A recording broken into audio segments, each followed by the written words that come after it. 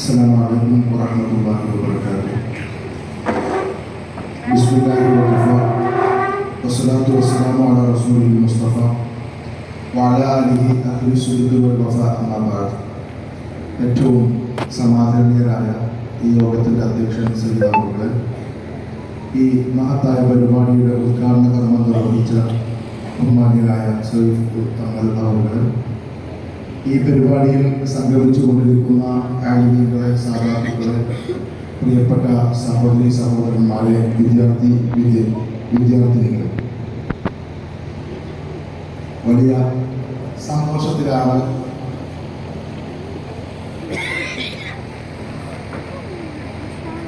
ഞാനിവിടെ എത്തിച്ചേർന്നിട്ടുള്ളത്. കാരണം കേരളത്തിൻ്റെ ഒരറ്റത്ത് ഇത്രമേൽ വലിയൊരു സംവിധാനം പ്രവർത്തിക്കുന്നുണ്ടെന്ന് അറിഞ്ഞതിലുള്ള ഒന്നാമത്തെ സന്തോഷം. രണ്ടാമത്തത്, അതിൻ്റെ കൂടെ സമസ്ത നാഷണൽ എഡ്യൂക്കേഷൻ കൗൺസിലിൻ്റെ കീഴിൽ തന്നെ ഒരു സംവിധാനത്തിന് നിങ്ങൾ തുടക്കം കുറിക്കുന്നു എന്നറിയുന്നതിലുള്ള മറ്റൊരു സന്തോഷം കൂടെ. ഏതായാലും ഇതിനു വേണ്ടി പ്രവർത്തിക്കുന്ന, ഇതിന് പ്രചോദനമായി നിൽക്കുന്ന ഇവിടുത്തെ മഹല്ല് ജമാഅത്തിനെ, അതിൻ്റെ എല്ലാ ഭാരവാഹികളെയും ഞാൻ മുക്തകണ്ഠം പ്രശംസിക്കുകയും അല്ലാഹു അവർക്കൊക്കെ ആഫിയത്തുള്ള ദീർഘായുസ്സ് നൽകട്ടെ, ആമീൻ എന്ന് പ്രാർത്ഥിക്കുകയും ചെയ്യുകയാണ്. വളരെ മനോഹരമായി ബഹുമാനപ്പെട്ട തങ്ങളവറുകൾ തൻ്റെ ഉദ്ഘാടന ഭാഷണത്തിൽ എന്താണ് ഞാൻ പറയേണ്ടത് എന്ന വിഷയം കൃത്യമായി സൂചിപ്പിച്ചിട്ടുണ്ട്. മാത്രമല്ല, ഞാനിങ്ങനെ ശ്രദ്ധിക്കുകയായിരുന്നു, ഇവിടെയുള്ള നോട്ടീസൊക്കെ കന്നഡയിലാണ്. ഞാൻ അതും നോക്കിയിട്ട് ഒരാളെ പേര് വായിക്കാനും എനിക്കാവില്ല. എന്നാലും സംസാരിക്കുന്നത് വളരെ ശുദ്ധമായ മലയാളത്തിലാണ്.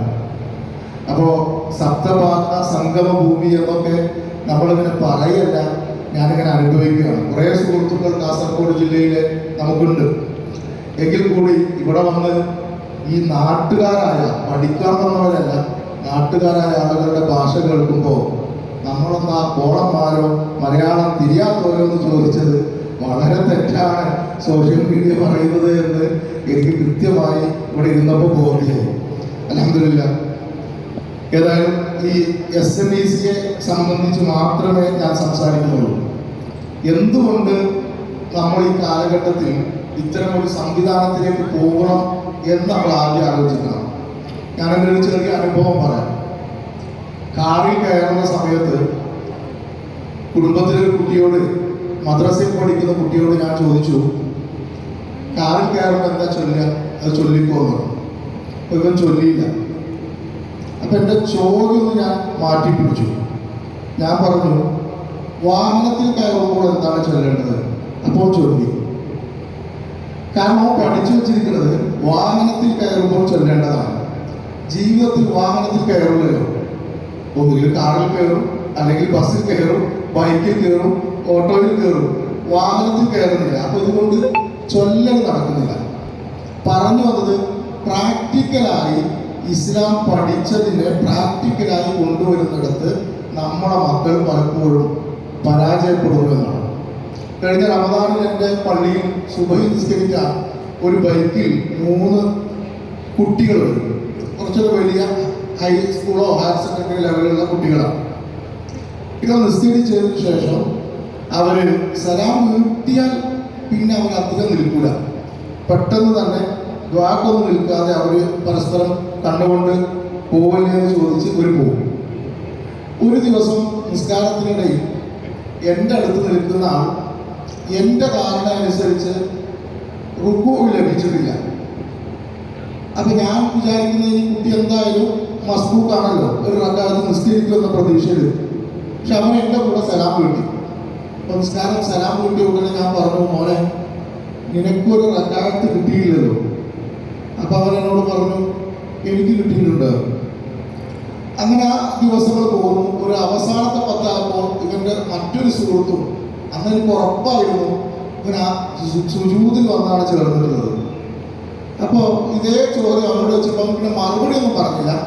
പക്ഷേ മടക്കി നിസ്കരിക്കാനോ ഒരാൾക്കാലത്ത് അപ്പോൾ തന്നെ സമയം വൈകാത്തതുകൊണ്ട് നിസ്കരിക്കാനൊന്നും തയ്യാറായില്ല. ഈ രണ്ട് സംഭവങ്ങൾ ആലോചിച്ചപ്പോൾ ഞാൻ മനസ്സിലാക്കിയ ഒരു യാഥാർത്ഥ്യം എന്ന് വെച്ചാൽ നമ്മളിലെ പല കുട്ടികളും നമ്മുടെ മക്കളും 10ാം ക്ലാസ് വരെ മദ്രസയിൽ പഠിക്കുന്നുണ്ടാകും. അതുപോലെ തന്നെ ജീവിതത്തിൽ അവർ സ്വാഭാവികമായി ചെയ്യുന്ന കുറേ കാര്യങ്ങളൊക്കെ ഉണ്ടാകും. പക്ഷെ അവർ പഠിച്ചതനുസരിച്ചുള്ള കൃത്യമായ പെർഫെക്ഷനോടുകൂടെ അവർ ആ കാര്യം നിർവഹിക്കുന്നുണ്ടോ എന്ന് നിങ്ങൾക്ക് സംശയമുണ്ടെങ്കിൽ നിങ്ങൾ അവരെ ഒന്നെടുക്കുമ്പോൾ ഒന്ന് നോക്കി നിന്നാൽ മതി. നിങ്ങൾ അവർ നിസ്കരിക്കുമ്പോൾ അവിടെ ഒന്ന് ശ്രദ്ധിച്ചാൽ മതി. അപ്പോൾ നമുക്ക് കൃത്യമായിട്ട് ബോധ്യമാവും. ഒന്നെടുക്കുമ്പോൾ നിങ്ങൾ ചോദിച്ചു നോക്കൂ, ഒന്ന് എവിടെ പൂർണ്ണമായ മുഖം കഴുകേണ്ടത് എങ്ങനെയാണെന്ന് ചോദിച്ചാൽ അവർ നിങ്ങൾക്ക് തൊട്ട് കാണിച്ചു തരും. ഇവിടെ മുതൽ ഇവിടെ വരെ വേണം, 2 ചെവിക്കുറ്റി, ഞങ്ങൾ ഭാഷയിൽ പറഞ്ഞാൽ മാറ്റണമെന്ന് അറിയില്ല, ഏതായാലും ഇങ്ങനെ വേണം, ഇതൊക്കെ കാണിച്ചു തരും. എന്നിട്ട് അത് പറഞ്ഞതിന് ശേഷം നിങ്ങൾ അവർ ഒന്നെടുക്കണം നോക്കുക. എങ്കിൽ നിങ്ങൾക്ക് കാണാം ഈ പൈപ്പിൽ വെള്ളം മുഖത്തിൻ്റെ ഈ പരിസരങ്ങൾ മാത്രം കഴുകിപ്പോകും. പലപ്പോഴും നമ്മൾ കാണുന്നതാണ്. സുജൂദ് വെക്കേണ്ട അവയവങ്ങളുടെ ഏതൊക്കെയെന്ന് ചോദിച്ചാൽ അവർ പറയും.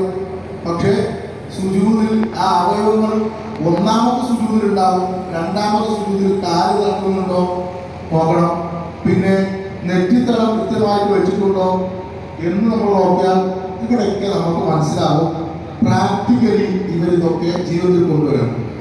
പ്രയാസം അനുഭവിക്കുന്നു അല്ലെങ്കിൽ അറിയാതെ പോകുന്നു. അറിവില്ലായ്മ എന്ന് പറയുന്നത് പഠിക്കാൻ സൗകര്യമില്ലാത്തവർക്ക് പടച്ചറപ്പിൻ്റെ അടുത്ത് കുറ്റമല്ല. അറിവില്ലാത്തതിൻ്റെ പേരിൽ ഒരു കർമ്മം തെറ്റായി ചെയ്താൽ പഠിക്കാൻ സൗകര്യമില്ലാത്ത ഒരു ആളുകൾക്ക് അതിൻ്റെ പേരിൽ പ്രശ്നം ഉണ്ടാവില്ല. അതേസമയത്ത് നിങ്ങൾ ആലോചിക്കുന്നുണ്ടോ, നമ്മുടെ കേരളത്തിൽ ഏതെങ്കിലും ഒരു കുട്ടി ഇങ്ങനെ അവൻ്റെ നിസ്കാരം അല്ലെങ്കിൽ അവൻ്റെ വുളു ശരിയാകാത്തതിൻ്റെ പേരിൽ കുറ്റത്തിൽ നിന്ന് ഒഴിവാകുമെന്ന് നമുക്ക് തോന്നുന്നുണ്ടോ? ഒരിക്കലുമില്ല. കാരണം കേരളത്തിൽ അതിനുള്ള സംവിധാനമുണ്ട്, അത് പഠിക്കേണ്ടതുണ്ട്. ഇപ്പോൾ ആദ്യമില്ലാത്ത ഒരു രീതി ഇവിടെ നാട്ടിലുണ്ടോ എന്ന് എനിക്കറിയില്ല. ഈ മയ്യത്ത് നിസ്കരിക്കുന്നതിന് മുമ്പായിട്ട് മയ്യത്ത് നിസ്കാരത്തെ കുറിച്ച് പറഞ്ഞു കൊടുക്കുന്ന ഖതീബുമാർ പറഞ്ഞു കൊടുക്കുന്ന ഒരു സംവിധാനം ഇപ്പോൾ കാണുന്നുണ്ട്. എന്തുകൊണ്ട് സംഭവിക്കുന്നു? മയ്യത്ത് നിസ്കാരമൊക്കെ സ്ഥിരമായി നടത്താത്തത് കൊണ്ട് ഇതിനെക്കുറിച്ചുള്ള ധാരണയില്ല. പലപ്പോഴും മയ്യത്ത് നിസ്കാരത്തിന് കുട്ടികൾ ചിലപ്പോഴൊന്നും പങ്കെടുക്കുന്നുമില്ല, അത് വലിയവർക്കുള്ളതാണ് എന്ന ധാരണ ഉണ്ടാക്കുക. ഈ ഒരു പശ്ചാത്തലത്തിൽ നിന്നുകൊണ്ടാണ് ഞാൻ നിങ്ങളോട് SNDCയുടെ പ്രാധാന്യത്തെക്കുറിച്ച് പറയുന്നത്. ഇനി നമ്മുടെ പെൺകുട്ടികളുടെ കാര്യത്തിലേക്ക് വരികയാണെങ്കിലും ഒക്കെ സമാനമായ അവസ്ഥകളുണ്ടാവും. അവരുടെ നിസ്കരിക്കാൻ പറ്റാത്ത സമയം കഴിഞ്ഞ് പിന്നീട് നിസ്കാരത്തിലേക്ക് വരേണ്ട സമയത്തൊക്കെ ജമാഅത്ത് നിസ്കരിക്കേണ്ട സമയങ്ങളിൽ അവർക്ക് നിസ്കാരത്തിന് നിർബന്ധമായി കഴിഞ്ഞാൽ നേരത്തെ കൂടെ ഇതിൻ്റെ കൂടെ നിസ്കരിക്കണം എന്നറിയാത്ത എത്ര പേരുണ്ടാവും. അപ്പോൾ ഇതൊക്കെയാണ് ഞാൻ പറഞ്ഞു വന്നത്, ഇതിൻ്റെ ഒരു പ്രാധാന്യത്തെ കുറിച്ച് പറയാൻ വേണ്ടിയാണ്. ഇവിടെ നമ്മുടെ സമസ്ത കേരള ഇസ്ലാമിക വിദ്യാഭ്യാസ ബോർഡിന് കീഴിൽ കൃത്യമായ ലക്ഷ്യങ്ങളോടെ പ്രവർത്തിക്കുന്ന SNDC ഇതൊരു സമസ്തയുടെ ഒരു നാഷണൽ എഡ്യൂക്കേഷൻ പ്രൊജക്റ്റാണ്. ഇപ്പോൾ നാഷണൽ എഡ്യൂക്കേഷൻ പ്രൊജക്റ്റ് ആയതുകൊണ്ട് തന്നെ കേരളത്തിൻ്റെ പുറത്തുമൊക്കെ ഇത് ഇൻഷാ അല്ലാഹ് വ്യാപിച്ചുകൊണ്ടിരിക്കുകയാണ്. 2 വർഷമേ സമസ്തയുടെ ഈ പദ്ധതി തുടങ്ങിയിട്ടായിട്ടുള്ളൂ. പക്ഷേ വിദ്യാർത്ഥികൾ അതുപോലെ തന്നെ 12 സ്ട്രീമുകൾ ഇതിലാണ് ഇപ്പോൾ പ്രവർത്തിച്ചുകൊണ്ടിരിക്കുന്നത്. അതിൽ വലിയൊരു വിഭാഗം കുട്ടികൾ പഠിക്കുന്നത് SSLC കഴിഞ്ഞവരാണ്, പിന്നെ 7ാം ക്ലാസ് കഴിഞ്ഞവർ. SSLC കഴിഞ്ഞവർക്ക് മതവിദ്യാഭ്യാസത്തിന് പ്രാധാന്യം നൽകി അവരെ സനാഇ ബിരുദം നൽകുന്ന രൂപത്തിൽ പഠിപ്പിക്കുന്ന സ്ഥാപനങ്ങളുണ്ട്. അതുപോലെ തന്നെ പെൺകുട്ടികളെ സനാഇയ ബിരുദം നൽകി പഠിപ്പിക്കുന്ന സ്ഥാപനങ്ങളുണ്ട്. നിങ്ങളുടെ ഈ സ്ഥാപനത്തിൽ സമസ്തയുടെ തന്നെ മറ്റൊരു സംവിധാനമായ ഫാദില പഠിപ്പിച്ചു കൊണ്ടിരിക്കുന്ന സ്ഥാപനമാണ്. അതുപോലെ ഈ SSLC കഴിഞ്ഞ കുട്ടികളിൽ മതവിദ്യാഭ്യാസത്തിനോട് കൂടുതൽ താല്പര്യമില്ലാത്ത കുട്ടികളെയും എന്നാൽ സാമ്പത്തികമായി വലിയ പ്രയാസങ്ങളില്ലാത്ത കുട്ടികളെയും ഒക്കെ ലക്ഷ്യം വെച്ചുകൊണ്ടാണ് അതിൻ്റെ ഒക്കെ ലൈഫ് എന്ന് പറയുന്ന സംവിധാനം പ്രവർത്തിക്കുന്നത്. ലൈഫ് SSLC കഴിഞ്ഞ ആൺകുട്ടികൾക്കും പെൺകുട്ടികൾക്കുമുള്ള ലൈഫ് പരിപാടി, ആ കോഴ്സ് ഇപ്പോൾ നടന്നുകൊണ്ടിരിക്കുകയാണ്. വളരെ വിജയകരമായി നടന്നു പോകുന്ന ഒരു സംവിധാനമാണ്. സംവിധാനമാണ് ആ പറയുന്നത്. അവിടുത്തെ ഒരു അനുഭവം കൂടെ ഞാൻ പറയാം. എന്തിന് നമ്മൾ ഈ കുട്ടികളെ ഈ രീതിയിൽ പഠിപ്പിക്കുമ്പോൾ എന്താണ് ഉണ്ടാകുന്നത്? നമ്മൾ ലക്ഷ്യം വെക്കുന്നത് ഈ മക്കൾ, നമ്മുടെ കുട്ടികൾ നല്ല പ്രൊഫഷണലുകളാണ്. ഇവിടെ ഉദ്ഘാടന ഭാഷത്തിൽ താങ്കൾ അവരോട് സൂചിപ്പിച്ചു, നല്ല കഴിവുള്ള പ്രൊഫഷണലുകളായി അവർ മാറണം. എന്നാൽ അതോടൊപ്പം ദീനി ബോധമുള്ള, ദീനി അറിവുള്ള മക്കളായിട്ടായിരിക്കണം അവരോട് വളരേണ്ടത്. അല്ലെങ്കിൽ ഗുണത്തേക്കാളേറെ ദോഷമായിരിക്കും ഒരു പക്ഷേ നമുക്ക് സംഭവിക്കുക. അതിനെ ഉദ്ദേശിച്ചുകൊണ്ടാണ്, അക്കാര്യങ്ങളെ ശ്രദ്ധിക്കാൻ വേണ്ടിയാണ് സമസ്ത ഈ വിഷയത്തിൽ വളരെ ശ്രദ്ധാപൂർവം ഒരു നീക്കം നടത്തിയത്. അതിനുശേഷം കഴിഞ്ഞ ഒരു വർഷമായി പഠിക്കുകയായിരുന്നു ഇത് 7ാം ക്ലാസ് കഴിഞ്ഞ കുട്ടികളിൽ എങ്ങനെ ഇംപ്ലിമെന്റ് ചെയ്യാം. ആ പഠനത്തിന്റെ ഫലമാണ് ഇൻഷാ അല്ലാഹ് ഈ വർഷം മുതൽ പെൺകുട്ടികൾക്ക് ഈ കാസർഗോഡ് ജില്ലയുടെ ഈ അങ്ങേ അറ്റത്തും, ആൺകുട്ടികൾക്ക് എൻ്റെ കൂടി ജില്ലയായ പാലക്കാട് ജില്ലയിലെ ഒരു ഭാഗത്തുമാണ് 2 സ്ഥാപനങ്ങളായിട്ടാണ് ഈ വർഷം ആരംഭിക്കുന്നത്. കഴിഞ്ഞ ദിവസം പാലക്കാട് ജില്ലയിലെ സ്ഥാപനത്തിൽ ഇതുപോലെ ഓറിയന്റേഷൻ ക്ലാസ് നടന്നിരുന്നു.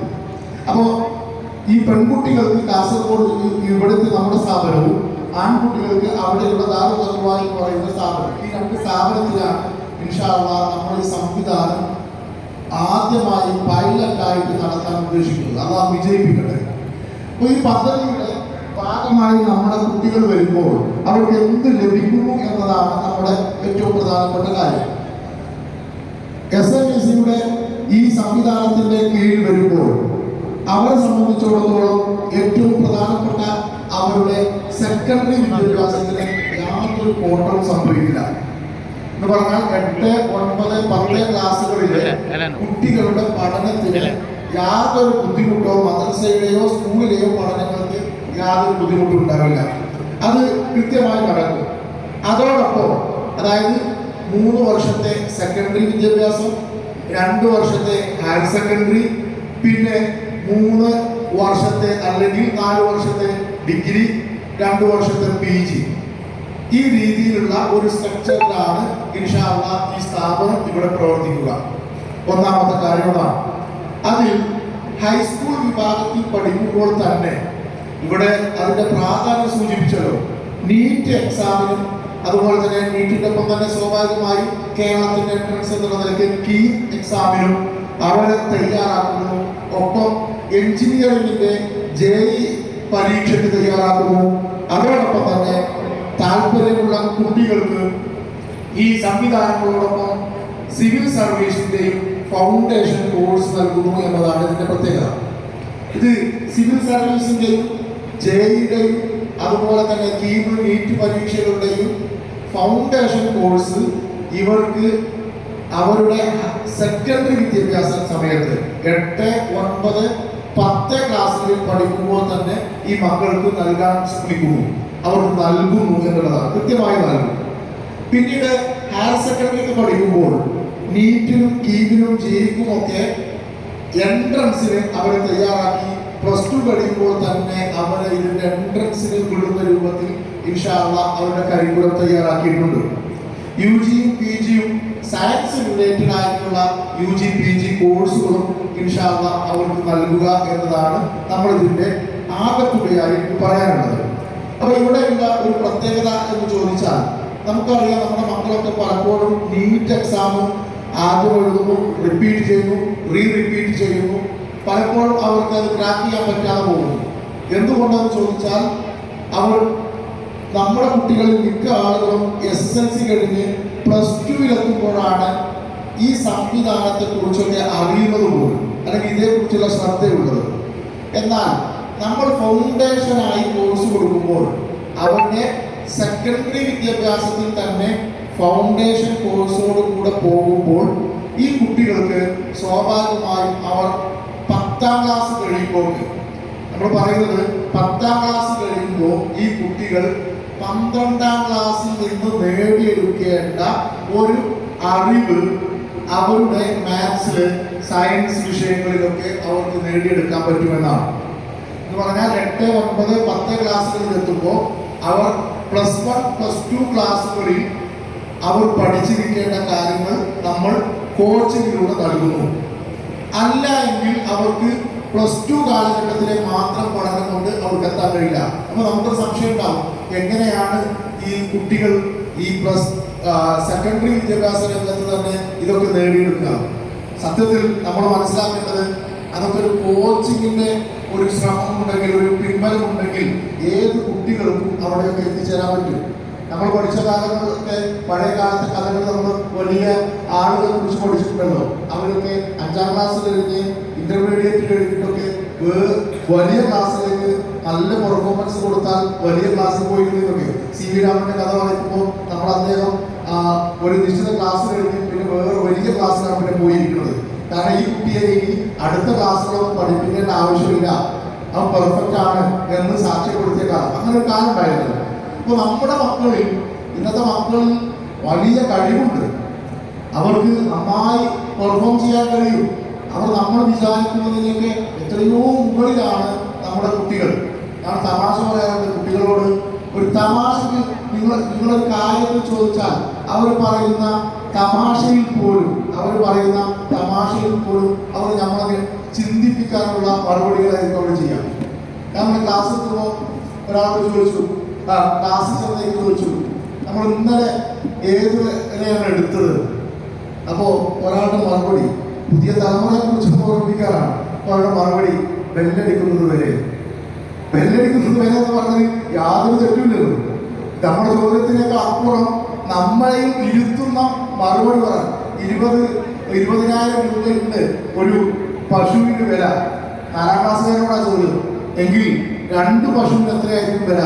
ഓന്റെ മറുപടി, സാറേ അതിപ്പോൾ അങ്ങനെ പറയാൻ പറ്റില്ല, പശുവിനെ കണ്ടിട്ടേ പറയാൻ പറ്റുള്ളൂ, പശുവിനെ കണ്ടാലേ അതിന്റെ വില പറയാൻ പറ്റുള്ളൂ.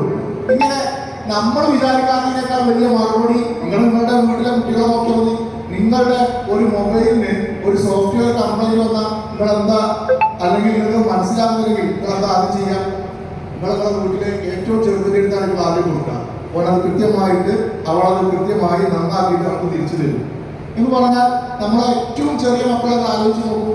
ആ കുട്ടികളുടെ കയ്യിൽ നിങ്ങൾ കൊടുക്കുന്ന മൊബൈല്, അല്ലെങ്കിൽ നിങ്ങളുടെ അടുത്ത് നിന്ന് കണ്ടെത്തിയ മൊബൈൽ 1 1.5 വയസ്സാകുന്നതിന് മുമ്പ് നിങ്ങൾ പറയുന്ന കന്നഡയോ മലയാളമോ ഇംഗ്ലീഷോ ഒന്നും മനസ്സിലാകാത്ത, ഒരു എഴുത്തും അറിയാത്ത കുട്ടി അവരുദ്ദേശിച്ച സ്ഥലത്തേക്ക് കൃത്യമായി പോയി അവർ കാണുന്നത് മാത്രം കണ്ടുപോരുന്നില്ലേ? എന്ത് കഴിയുന്നു? സ്വാഭാവികമായും നമ്മുടെ ഈ പുതിയ കാലത്തെ കുട്ടികൾ ടെക്നിക്കലായി, അതുപോലെ തന്നെ അവരുടെ ഭൗതിക വളർച്ച അൽഹംദുലില്ലാഹ് വളരെ ഉന്നത നിലവാരത്തിലാണ്. പക്ഷേ ഈ ഭൗതിക വളർച്ച ഉന്നത നിലവാരത്തിലാകുമ്പോൾ തന്നെ അവരുടെ സാംസ്കാരികമായി മതപരമായ വളർച്ച ശ്രദ്ധിക്കാതെ പോയാലാണ് നമ്മൾ ഇന്ന് പേടിക്കുന്ന പല അപകടങ്ങളിലേക്കും, ഇവിടെ ഉദ്ഘാടന ഭാഷത്തിൽ സൂചിപ്പിച്ചതുപോലെയുള്ള ലഹരി ഉൾപ്പെടെയുള്ള അപകടങ്ങളിലേക്ക് അവർ പോകുന്നത്. അപ്പൊ അത് പോകാതിരിക്കുക, അവരെ അക്കാര്യങ്ങളിൽ നിന്ന് ശ്രദ്ധിക്കുക എന്നുള്ളത് മാതാപിതാക്കളായ നമ്മുടെ ഒരു നിർബന്ധ ബാധ്യതയാണ്. ഒരു മാതാവിന്റെ, ഒരു പിതാവിന്റെ ബാധ്യത എവിടെ അവസാനിക്കുന്നില്ല, തൻ്റെ കുട്ടിയെ മദ്രസയിൽ ചേർത്തി അല്ലെങ്കിൽ കോളേജിലേക്ക് വിട്ടു എന്നതുകൊണ്ട് അവസാനിക്കുന്നില്ല. പകരം ആ കുട്ടിക്ക് ആവശ്യമാകുന്ന പ്രോത്സാഹനങ്ങൾ നൽകി അവരെ വളർത്തി വലുതാക്കി കൊണ്ടുവരണം. ഏത് കുട്ടിയും ആഗ്രഹിക്കുന്നത് പ്രോത്സാഹനമാണ്. രക്ഷിതാക്കളോടുള്ള കളിക്കാൻ പറയുന്നു, നമ്മളൊക്കെ ആഗ്രഹിക്കുന്നത്, ആരാണെങ്കിലും ആഗ്രഹിക്കുന്നത് ഒരു പ്രോത്സാഹനം ആഗ്രഹിക്കാത്ത ഒരു കുട്ടിയും ഉണ്ടാവില്ല, ഒരു വലിയവരുണ്ടാവില്ല എന്ന് ഞാൻ പറയാൻ കാരണം നിങ്ങളെന്നെ ആലോചിച്ചാൽ മതി. നമ്മളൊക്കെ പലപ്പോഴും മൊബൈലിൽ സ്റ്റാറ്റസ് വെക്കുന്ന ആൾക്കാരാണ്.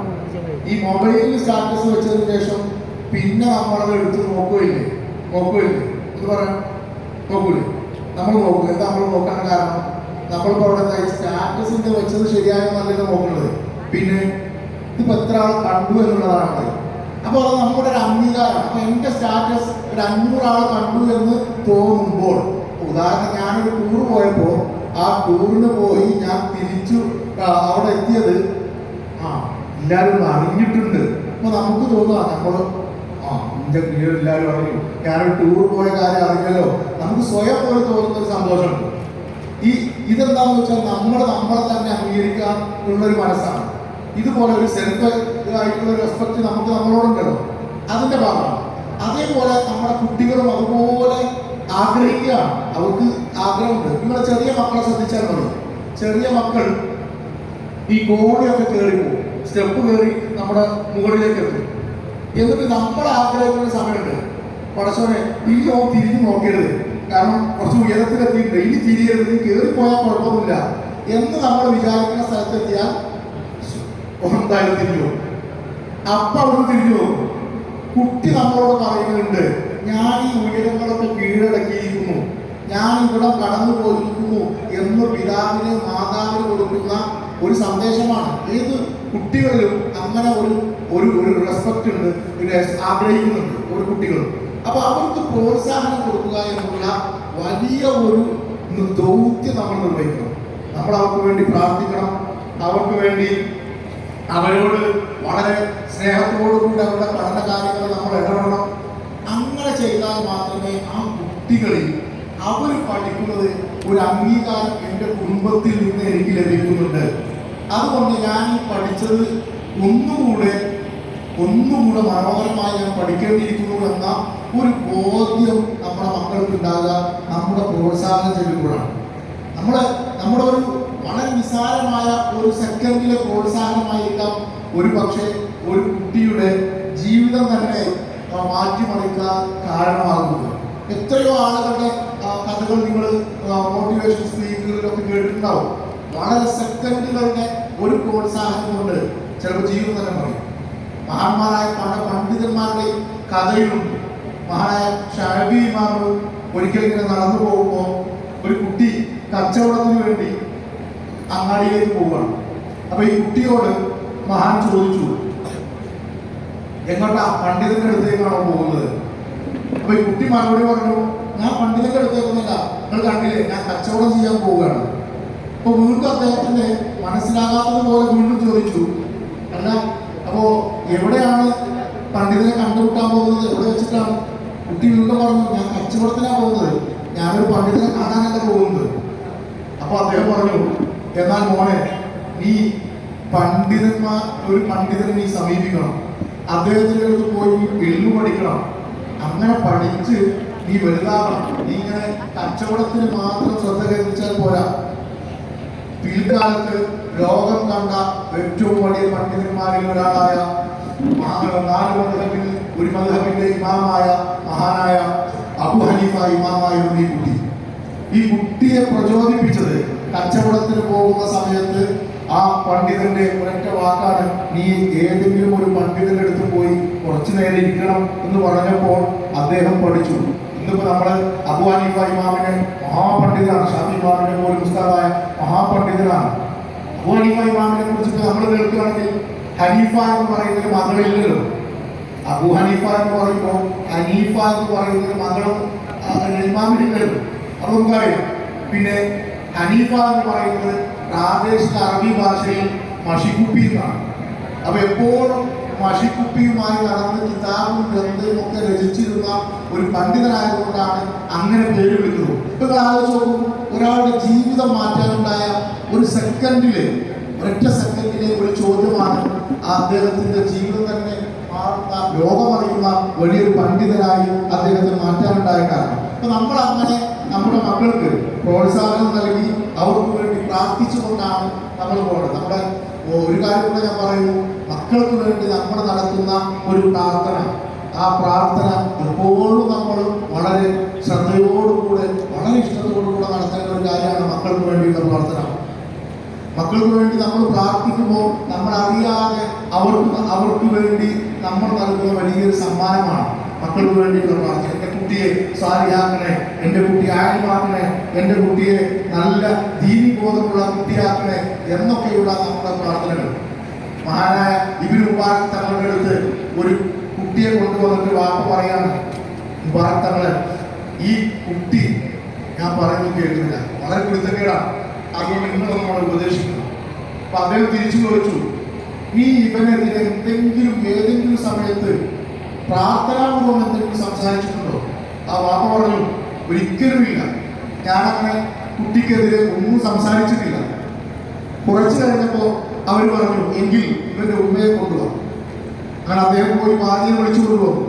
ഭാര്യയോട് ചോദിച്ചപ്പോൾ അവർ പറഞ്ഞു, ഏതോ ഒരു സമയത്തിൽ ഞാൻ നീ ഒന്നും നന്നാവില്ല എന്ന രൂപത്തിലൊന്ന് പറഞ്ഞിട്ടുണ്ട്. അപ്പോൾ ഇവരുമാർ തങ്ങൾ പറയാണ്, അന്ത അഫ്സത്തഹു, നീയാണ് അവനെ ഇങ്ങനെ കേടുവരുത്തിയത്. ആ ഒരൊറ്റ വാക്കാണ് ഈ കുട്ടിയുടെ കേടാണ്. ഈ കുട്ടി നമ്മൾ വിചാരിച്ചിടത്തുനിന്ന് പോകാനുണ്ടായ ഒറ്റ സാധ്യത. നമ്മുടെ മാതാപിതാക്കളുടെ വാക്കുകളുടെ മൂർച്ചയൊന്ന് കുട്ടികൾ മനസ്സിലാക്കണം, അതുപോലെ തന്നെ മാതാപിതാക്കൾ മനസ്സിലാക്കണം. ഒരു കുട്ടിയെ വിളിക്കാൻ വേണ്ടി, കളിക്കാൻ വിളിക്കാൻ വേണ്ടി വന്നപ്പോ ഉമ്മ പറഞ്ഞു, യാ ഫുലാൻ ഇദ്ഹം യാ ഫുലാൻ തഹ്മിൽ തർജീഹ മഹ്മൂല, ഈ പോയിക്കോ, ഇവിടെ ഓനെ കൂടാൻ കൊടുന്നാക്കിക്കോളും, ഞാൻ ചുമന്നു കൊണ്ടുവരും എന്ന അർത്ഥത്തിൽ മഹ്മൂല എന്ന പദം ഉപയോഗിച്ചു. പിന്നെ ആ കുട്ടി മരണപ്പെട്ട് ആ കുട്ടിയെ ചുമന്നു കൊണ്ടുവരുന്നതാണ് പറയുന്നത്. അതുപോലെ ഒരുപാട് സംഭവങ്ങൾ. ആധുനിക പണ്ഡിതനായ ഈജിപ്തിലെ ഒരു പണ്ഡിതൻ തൻ്റെ ജീവിതകാലത്ത് ഒരു കിളിയെ ഇങ്ങനെ പറത്താണ്. കാലിൽ ഇന്നത്തെ പോലെയുള്ള കളിക്കോപ്പുകളിലല്ലോ. അപ്പം കാലിൽ ഒരു കയറ് കെട്ടി ഒരു കിളിയെ ഇങ്ങനെ പറന്നുകൊണ്ടിരിക്കുകയാണ്. കുറേ നേരം കിളി പറന്നു പോയാൽ വെറുതെ ഇങ്ങനെ കാലിൽ പിടിച്ചിങ്ങനെ വലിച്ചു. പക്ഷെ ഈ കിളി ഒരു മരച്ചില്ലയിൽ തട്ടി അതിന്റെ കാല് മുറിഞ്ഞു വീണു. കാല് മുറിഞ്ഞു വീണപ്പോ വീട്ടിൽ സങ്കടത്തോടെ വീട്ടിലെത്തിയപ്പോ ഉമ്മ പറയാണ്, ആ പടച്ചവൻ അന്നി ഇങ്ങനെ കാണിക്കും, നിന്റെ കാലിന് ഈ ഗതി വരും, എന്തിനാണ് ഈ ചെയ്തത് എന്നൊരൊറ്റ വാക്കായിരുന്നു. പിൽക്കാലത്ത് അദ്ദേഹം തന്റെ ഈജിപ്തിലെ യൂണിവേഴ്സിറ്റിയിൽ നിന്ന് ഒരു ഡിപ്പാർട്ട്മെന്റിൽ നിന്ന് മറ്റൊരു ഡിപ്പാർട്ട്മെന്റിലേക്കുള്ള യാത്രക്കിടയിൽ അദ്ദേഹത്തിന്റെ കാർ ആക്സിഡന്റ് ആവുകയും അദ്ദേഹത്തിന്റെ കാറിൽ സമാനമായ രീതിയിൽ അപകടം സംഭവിച്ചതും അദ്ദേഹം എഴുതി വെക്കുകയാണ്. നമ്മൾ ആലോചിച്ചു നോക്കൂ, ഉമ്മയുടെ ഒരു സാധാരണഗതിയിൽ നമ്മൾ വിചാരിക്കുന്ന ഒരു വാക്കാണ്. അതുകൊണ്ട് ഒരു പ്രോത്സാഹനകരമായി നിങ്ങൾ പറയുന്ന ഏതൊരു വാക്കും നമ്മുടെ കുട്ടിയുടെ ജീവിതത്തിൽ മാറി. ഇന്ന് നമുക്കൊക്കെ അറിയാവുന്ന മക്കയിലെ ഇമാമായ സുദൈസിയെ അറിയാം, അബ്ദുറഹ്മാൻ സുദൈസിയെ അറിയാത്തവരുണ്ടാവില്ല. മനോഹരമായ ഒത്തുകൊണ്ട് ശ്രദ്ധയാണ്. അദ്ദേഹത്തിന്റെ ജീവചരിത്രത്തിൽ അദ്ദേഹം പറയുന്ന ഒരു കഥയുണ്ട്. അദ്ദേഹം വീട്ടിൽ ചെറിയ കുട്ടിയായിരിക്കുമ്പോൾ പലപ്പോഴും കുസൃതി കാണിക്കും. അങ്ങനെ കാണിച്ച ഒരു കുസൃതി, വീട്ടിൽ ഉമ്മ ഉണ്ടാക്കിയിരുന്ന ഭക്ഷണത്തിലേക്ക് അല്പം മണ്ണ് വാരിയിട്ടു, പൂയിട്ടിട്ട് ഉമ്മയുടെ ഭക്ഷണം കേടുവരുത്തി.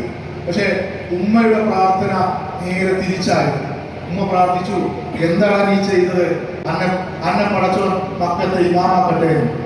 ഒറ്റ പ്രാർത്ഥനയായിരുന്നു. ഗുരുത്തക്കേടിലും തിരിച്ച് പ്രാർത്ഥിച്ചപ്പോ നമുക്കറിയാലോ, ഇന്ന് മക്കയിലെ ഇമാമാകാനുള്ള ഭാഗ്യം ഉമ്മയുടെ പ്രാർത്ഥന കൊണ്ട് ഈ കുട്ടിക്കുണ്ടായെന്നാണ് അദ്ദേഹം തന്നെ എഴുതി വെക്കുന്നത്. അപ്പൊ നമ്മൾ ആലോചിക്കുക, നമ്മുടെ മക്കളെ നമ്മുടെ പ്രോത്സാഹിപ്പിച്ചുകൊണ്ട് പ്രാർത്ഥിച്ചുകൊണ്ട് അവരെ മുന്നോട്ട് കൊണ്ടുവരണം.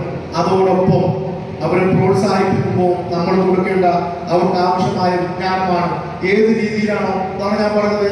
നമ്മുടെ പ്രൊഫഷണലുകളായി മാറ്റുമ്പോൾ ഇവിടെ 20% അവർക്ക് SNDCയുടെ തർബിയത്തും അതുപോലെ തന്നെ മതപഠനവുമാണ് നൽകുന്നത്, ഈ സിലബസിന്റെ ഭാഗം. പിന്നീട് 20% അവർക്ക് സ്കൂൾ വിദ്യാഭ്യാസം, സെക്കൻഡറി ലെവലിലുള്ള സ്കൂൾ വിദ്യാഭ്യാസം നൽകും. നമുക്കൊക്കെ അറിയാവുന്ന പോലെ അതോടൊപ്പം അതിൽ തന്നെ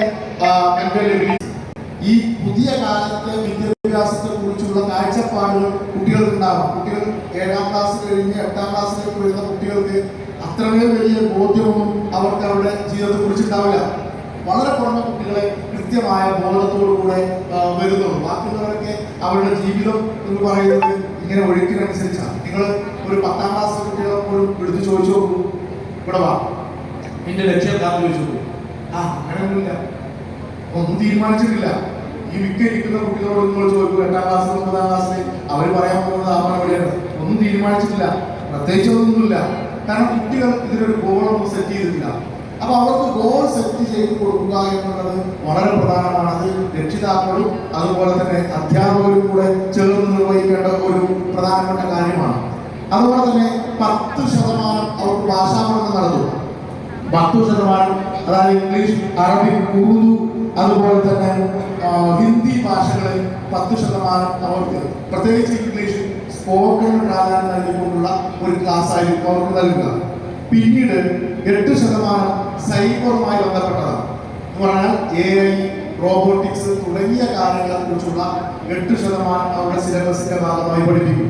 ഇത് കൃത്യമായി ഞാൻ പറഞ്ഞു, 1 വർഷത്തെ പഠനത്തെ തുടർന്ന് കൃത്യമായി നിർവചിക്കപ്പെട്ട ഒരു കരിക്കുലവും ഒരു സിലബസും ഇൻഷാ അല്ലാഹ് ഇതിന്റെ പിന്നിൽ പ്രവർത്തിക്കുന്നുണ്ട്. അതുപോലെ തന്നെ 7% അവർക്ക് ലൈഫ് സ്കില്ലുകൾ പഠിപ്പിച്ചു കൊടുക്കും. ലൈഫ് സ്കില്ല് ഇന്ന് ജീവിതത്തിൽ അതുപോലെ life skill and soft skill, ഇത് ജീവിതത്തിൽ ഏറ്റവും പ്രധാനപ്പെട്ട ഒരു കാര്യമാണ്. നമ്മൾ മനസ്സിലാക്കേണ്ട ഒരു കാര്യം, UN അംഗീകരിക്കുന്ന, ഐക്യരാഷ്ട്രസഭ അംഗീകരിക്കുന്ന 12 പ്രധാനപ്പെട്ട സ്കില്ലുകൾ. ഈ 12 സ്കില്ലിൽ ആ ശേഷി, ആ നൈപുണ്യത്തിൽ 4 എണ്ണത്തിൽ നമ്മൾ പറയാം ലേണിംഗ് സ്കില്ലുകളാണ്. ആ കുട്ടികൾ പഠിച്ചിരിക്കേണ്ട 4 സ്കില്ലുകൾ, 4 സീകളാണ്. നിങ്ങൾ കേട്ടിട്ടുണ്ടാവും. ഒന്ന് ക്രിട്ടിക്കൽ തിങ്കിങ്, മറ്റൊന്ന് ക്രിയേറ്റിവിറ്റി, മൂന്നാമത്തത് കമ്മ്യൂണിക്കേഷൻ, നാലാമത്തത് കൊളാബറേഷൻ. ഈ 4 സ്കില്ലുകളാണ് 21ാം നൂറ്റാണ്ടിൽ ഒരു വിദ്യാർത്ഥിയെ പഠിപ്പിക്കേണ്ടത് എന്നാണ് ഐക്യരാഷ്ട്രസഭയുടെ വിദ്യാഭ്യാസ വിഭാഗം പുറത്തുവിടുന്നത്. എന്ന് പറഞ്ഞാൽ ഈ 4 സ്കില്ലില്ലാതെ 21ാം നൂറ്റാണ്ടിൽ ഒരാൾക്ക് ജീവിച്ചു പോകാൻ കഴിയില്ല എന്ന്. ഒരു വിദ്യാർത്ഥിക്ക് ജീവിച്ചു പോകാൻ കഴിയില്ല. ഒന്നാമത്തെ സ്കില്ല് കമ്മ്യൂണിക്കേഷൻ സ്കില്ലാണ്. കമ്മ്യൂണിക്കേഷന്റെ സ്കില്ലിന്റെ പ്രാധാന്യം അറിയാത്ത ആരും ഉണ്ടാവില്ല. നന്നായിട്ട് സംസാരിക്കാൻ കമ്മ്യൂണിക്കേഷൻ സ്കില്ല് കൊണ്ട് മാത്രം ഇന്ന് ജീവിച്ചു പോകുന്ന ആളുകൾ, ചെറിയ മക്കൾ മുതൽ വൃദ്ധർ വരെ, അല്ലെ, വയോവൃദ്ധർ വരെ എല്ലാവരും ജീവിച്ചു പോകുന്നത് ഇന്ന് കമ്മ്യൂണിക്കേഷൻ സ്കില്ലുകൊണ്ടാണ്. ഞാൻ പറഞ്ഞത് ചിലപ്പോൾ മനസ്സിലായിട്ടുണ്ടാവില്ല. ഒന്നും കൂടെ പറയാം. കമ്മ്യൂണിക്കേഷന്റെ ആ സ്കില്ല്, താങ്കൾ പറഞ്ഞു മലയാള യൂസേഴ്സായി 1.5 കോടിയുമായിട്ട് കമ്മ്യൂണിക്കേഷൻ സ്കില്ല് കൊണ്ടാണ്, അല്ലെ? എല്ലായിടത്തും പോയി സംസാരിച്ചിട്ടുള്ള സ്കില്ല് കൊണ്ടല്ലേ നിങ്ങൾ ആലോചിച്ചോ.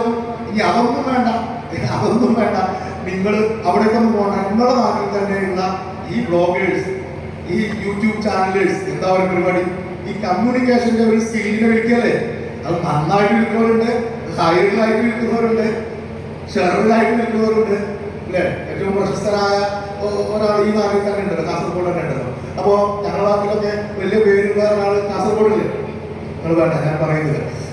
അപ്പോ ഈ കമ്മ്യൂണിക്കേഷൻ സ്കില്ല് കൊണ്ട് വളർന്നു വരുന്നത്. അപ്പോൾ ഈ 21ാം നൂറ്റാണ്ടിന്റെ ഒരു പ്രധാനപ്പെട്ട സ്കില്ലാണ് ഇത്. കുട്ടികളിൽ ഇല്ലാതെ, നമ്മുടെ മക്കളിൽ ഇല്ലാതെ അവർക്ക് മുന്നോട്ട് പോകാൻ കഴിയില്ല. അവർ പഠിച്ചത് കൊണ്ടായില്ല, അതൊരു സ്ഥലത്ത് പ്രസന്റ് ചെയ്യാനുള്ള അവർക്ക് കഴിവുണ്ട്. അവർ ഇന്റർവ്യൂ അറ്റൻഡ് ചെയ്യുമ്പോൾ അവർക്ക് നന്നായിട്ട് പെർഫോം ചെയ്യണമെങ്കിൽ ഈ കമ്മ്യൂണിക്കേഷന്റെ സ്കിൽ ഉണ്ടായിട്ടുണ്ട്. അങ്ങനെ അവരുടെ ജീവിതത്തിലെ ഏതൊരു മേഖലയും, ഇപ്പൊ നമ്മുടെ ചില ആളുകളൊക്കെ അഡ്വക്കേറ്റ് ആവാൻ വേണ്ടി ഭയങ്കര ആഗ്രഹമായിരുന്നു. പക്ഷെ ജീവിതത്തിൽ മുമ്പ് മയക്കം വെച്ച് പ്രസംഗിക്കാൻ വലിയ ഒരു ശേഷി ഉണ്ടാവില്ല. അങ്ങനെ തോന്നിക്കാം ഈ പണിക്ക് പോയിട്ട് എന്ത് കാര്യമുണ്ട്? കാരണം കോടതി പിരിഞ്ഞതിന് ശേഷം ലോകോപയോഗം ഓർമ്മ കാര്യമില്ല എന്ന് പറഞ്ഞതുപോലെ ഈ സ്കില്ലില്ലാത്ത ഒരാൾ ആ പണിക്ക് നിന്നത് കൊണ്ട് വിജയകരമാവില്ല. അപ്പോൾ കമ്മ്യൂണിക്കേഷൻ സ്കില്ല് എന്ന് പറയുന്നത് 21ാം നൂറ്റാണ്ടിൽ നമുക്ക് ഉണ്ടായിരിക്കേണ്ട, കുട്ടികൾക്ക് ഉണ്ടാക്കേണ്ടതാണ്. അതിനുവേണ്ടി ആയിരിക്കണം വിദ്യാഭ്യാസം എന്നാണ് പറയുന്നത്. രണ്ടാമതൊരു കാര്യം പറഞ്ഞാൽ ക്രിയേറ്റിവിറ്റി എന്ന് പറയുന്നതാണ്, സർഗാത്മകത. നമ്മളിവിടെ 8% കുട്ടികളിൽ സർഗാത്മകത വളർത്താൻ വേണ്ടി വിവിധ കഴിവുകൾ കുട്ടികളിലുണ്ട്. പക്ഷെ അത് പുറത്തെടുക്കാനുള്ള അവസരങ്ങൾ ഉണ്ടാക്കി കൊടുക്കുക എന്നുള്ളതാണ്. ഒരുപാട് അവസരങ്ങൾ ഉണ്ടാക്കി കൊടുത്തു കഴിഞ്ഞാൽ നിങ്ങൾ സ്കൂളുകളിൽ നിന്ന് കൊണ്ടുപോകുന്ന പല രീതി അവരുടെ മത്സരങ്ങൾക്ക് കൊണ്ടുപോകാൻ, ശാസ്ത്രമേളകൾക്ക് മറ്റൊക്കെ ഒരു കുട്ടികൾ കണ്ടെത്തുന്ന, പുതുതായി നിർമ്മിച്ചെടുക്കുന്ന അവരുടെ ക്രിയേറ്റിവിറ്റി നമ്മൾ അറിയണം. അതുപോലെ തന്നെ ജീവിതത്തിൽ ഞാനൊരു ആരോഗ്യ സെഷൻ ഇല്ലാത്തതുകൊണ്ടാണ്, നമ്മുടെ കുട്ടികളൊക്കെ കൂടുതലുണ്ടെങ്കിൽ ഞാൻ ചില വർക്കുകൾ കൊടുത്തുകൊണ്ട് അവർക്ക് കാണിച്ചു കൊടുക്കാൻ വിചാരിച്ചത്. അപ്പൊ നമ്മൾ എങ്ങനെയാണ് ക്രിയേറ്റീവായിട്ട് ചിന്തിക്കുക, ക്രിയേറ്റീവായിട്ട് എന്തൊക്കെ കാര്യങ്ങൾ ചെയ്യാൻ പറ്റും, ഇത് അവരുടെ സ്കില്ല് അവർ പഠിപ്പിച്ചിരിക്കുന്നത്. മറ്റൊന്ന് അവർ പഠിക്കുന്നത് ക്രിട്ടിക്കൽ തിങ്കിങ് ആണ്. എന്ന് പറഞ്ഞാൽ അവരെ സംബന്ധിച്ചിടത്തോളം എന്താണോ അവർ പഠിച്ചത് അതിങ്ങനെ പ്രാക്ടിക്കലായിട്ട് ചെയ്തതല്ല, പകരം ഇതിന്റെ അപ്പുറത്തേക്കുള്ള ചിന്തകൾ പോകണം. അങ്ങനെ ചിന്തിക്കുമ്പോൾ മാത്രമേ ഈ കുട്ടികൾക്ക് പുതിയ കാര്യങ്ങൾ കണ്ടെത്താൻ കഴിയും. ഇന്നോവേറ്റീവായിട്ടുള്ള കാര്യങ്ങളിലേക്ക് പോകണമെങ്കിൽ ചിന്ത ഉണ്ടാകണം, ക്രിട്ടിക്കൽ തിങ്കിങ് ഉണ്ടാകും. അപ്പോൾ ഒരു വിമർശനാത്മകമായിട്ട് പഠിക്കാനുള്ള ഒരു കപ്പാസിറ്റി കുട്ടിയിലുണ്ടാവണം. ഉദാഹരണമായിട്ട് പറയാൻ, എല്ലാവരുടെയും ഒരുപാട് കാലം താഴോട്ട് നിൽക്കുന്ന ആപ്പിളിനെ കുറിച്ച് ആലോചിച്ചില്ല. പക്ഷെ ഒരു കുട്ടി എന്തുകൊണ്ട് ആപ്പിൾ താഴോട്ട് വീഴുന്നു എന്ന ക്രിട്ടിക്കൽ തിങ്കിങ് നടത്തിയപ്പോൾ ഇതൊരു ഭൂഗുരുത്വാകർഷണ സിദ്ധാന്തം എടുത്തല്ലോ. ഇങ്ങനെ ലോകത്ത് ഇന്ന് ക്വാണ്ടം സിദ്ധാന്തത്തെ കുറിച്ചുള്ള പഠനങ്ങൾ, ഞാൻ പഠിപ്പിക്കുന്ന സ്കൂളിലെ അവരുടെ പൂർവ്വ വിദ്യാർത്ഥി നോബൽ പ്രൈസ് ഈ വർഷം നേടിയ ആളുകളുടെ അവരുടെ കീഴിൽ റിസർച്ച് ചെയ്യുന്നതിൽപ്പെട്ട ഒരാളാണ്. ആ നേടുന്നത് അവരുടെ പ്രൊഫസർക്കാണെങ്കിലും അവരുടെ കീഴിൽ റിസർച്ചിൽ ഏർപ്പെട്ട ഒരാളാണ്. അപ്പോൾ അവരൊക്കെ പഠിക്കുന്നത് നമ്മളങ്ങനെ ആലോചിച്ചാൽ ശാസ്ത്രം എന്ന് പറയുന്നത് ഒരിക്കലും പൂർണ്ണതമല്ല. അപ്പൊ ഇനി ഒരുപാട് കാര്യങ്ങൾ കണ്ടെത്താനുണ്ട്. മലപ്പുറത്തെ നിലമ്പൂരിലുള്ള ഒരു പെൺകുട്ടിയാണ് പുതിയൊരു നക്ഷത്രത്തെ കണ്ടെത്തിയത്.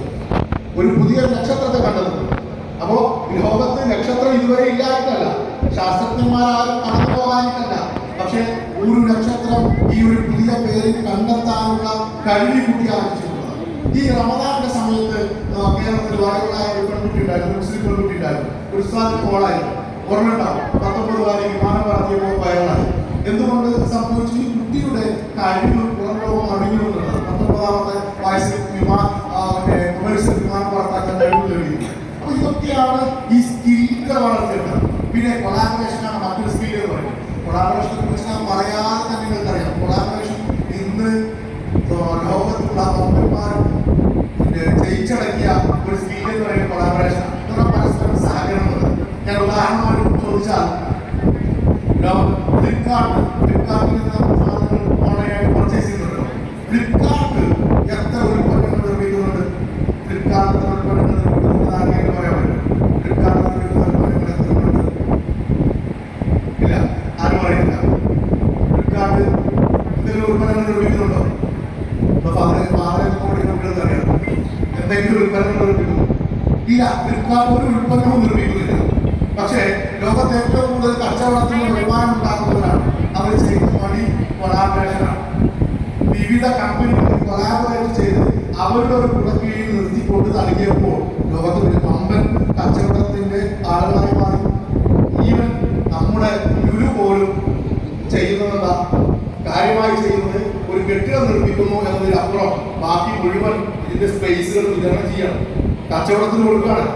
ഇപ്പോഴത്തെ ഏറ്റവും ലേറ്റസ്റ്റ് ഞങ്ങളുടെ നാട്ടിലെ പെരിന്തൽമണ്ണയിൽ നിർമ്മിക്കാൻ പോകുന്ന ലുലു മാളിലേക്ക് ആവശ്യമുള്ള സ്ഥലങ്ങൾ വരെ കാശ് കൊടുത്തിട്ട് ഇപ്പോൾ തന്നെ വിറ്റതുപോലെയാണ്. കാരണം അതിലേക്ക് ഒരു രൂപ പോലും അദ്ദേഹത്തിന് ചെലവില്ല, ഒരു രൂപ ചെലവില്ല.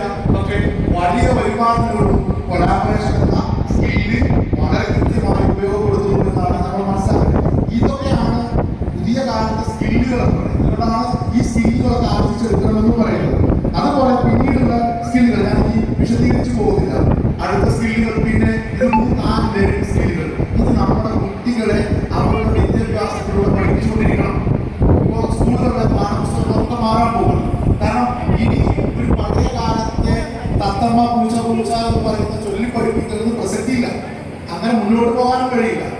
അപ്പോ ഇപ്പൊ എന്റെ ഒരു വ്യത്യാസം ഞാൻ പറയാം. അപ്പൊ എന്റെ നാട്ടിലെ കുട്ടികളെ സംബന്ധിച്ചിടത്തോളം ഒരു ഭാഷ എന്നതിൽ 1-2 ഭാഷകൾ ഞാൻ കഴിഞ്ഞാൽ ഞങ്ങളുടെ നാട്ടിൽ ഈ ആൺകുട്ടികൾ പഠിച്ച ക്ലാസ് ഞാൻ സൂചിപ്പിക്കുകയുണ്ടായി.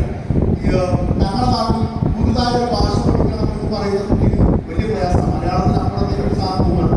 പക്ഷെ ആ പ്രയാസം കാസർഗോഡിലുണ്ട്.